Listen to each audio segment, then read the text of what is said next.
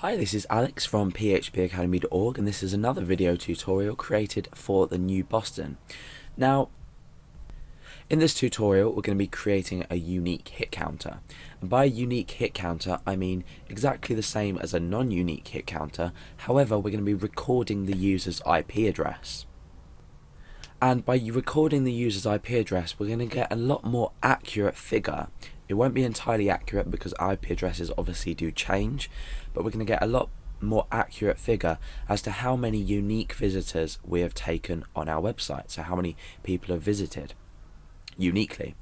So as per the last tutorial, the non-unique hit counter, if you've already watched it, we've got an index.php file, account.php file, and account.txt file. Now we're also going to have to include a new file, and that is going to be called, let's just save this file out, that's going to be called ip.txt. So we're going to have IP addresses in here of users that have visited the website that are going to be stored every time they visit.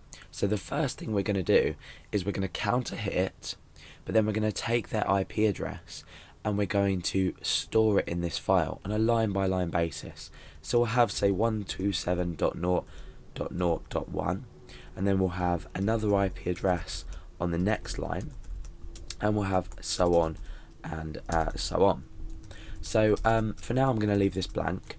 The first thing we need to do though, before we do anything, is we need to check that the IP address doesn't already exist.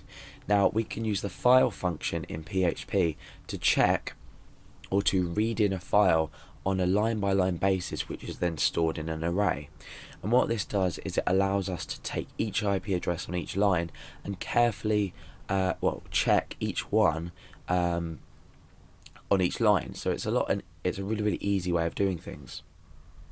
So the first thing we're going to do inside count.php is we're going to create a function called hit_count, and this is going to be called from index.php every time. So we have the freedom, we're including this count file, we're going to include count.php, and then we're going to have the choice if we want to hit count or not. So we can include it, but then we can use it, we could use it, say, inside an if statement, or say if a particular user is using the Chrome web browser, then we can count. So there's a variety of ways, a variety of benefits of using a function.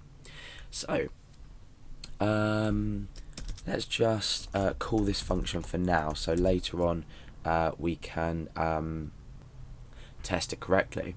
So in count at the moment there's a value of 0. In IP we don't have any IP addresses. So the first thing I want to do is establish the user's IP address. Now I'm going to be using a simple way to grab the user's IP address, and that is using the $_server predefined variable, and we're using remote address. So this is some environmental information about the user. So let's just echo this out, and we can see that that's going to produce my IP address. There's another tutorial on this if you haven't already watched it, and there's also another tutorial about how to properly detect the user's IP address. So I'm using this now for the purpose of this tutorial, but I recommend you look up the other tutorial that I've done read in the user's IP address, or find the user's IP address a lot more accurately. So this is my IP address for now. I'm using a local server, so it's 127.0.0.1. Let's refresh and just blank that. So we've grabbed the IP address. That's something we determined at the start that we did need to do. Let me just swap these files around. Okay, so we've determined the IP address. Now inside hit count, the first thing we need to do is check if this IP address doesn't exist in ip.txt. There's nothing in there at the moment, so obviously for now it doesn't. So the first thing we want to do is we want to open up this file. So I'm going to create a variable called handle, and I'm going to say file. In fact, we can call this ip_file. So file, and it is ip.txt. Now let's just refresh to make sure we don't have any errors. Okay, we're error free. So what we've done now is we've created this variable called IP file, which is now an array, because the function file opens ip.txt, and let's say we have line 1, 2, 3, it'll open each line as an array, as a value of an array. So we've opened this as an array. Now what we need to do is use the for each construct to grab each IP address in there. So we've got each element of the array. So we're going to say for each IP file as IP, and what we can do to test this is we can echo out IP, and we'll put a line break there as well. So in fact we'll use a comma just to show that we've taken this as each element. So there's nothing in there at the moment, so if we refresh we're not going to have anything on the screen.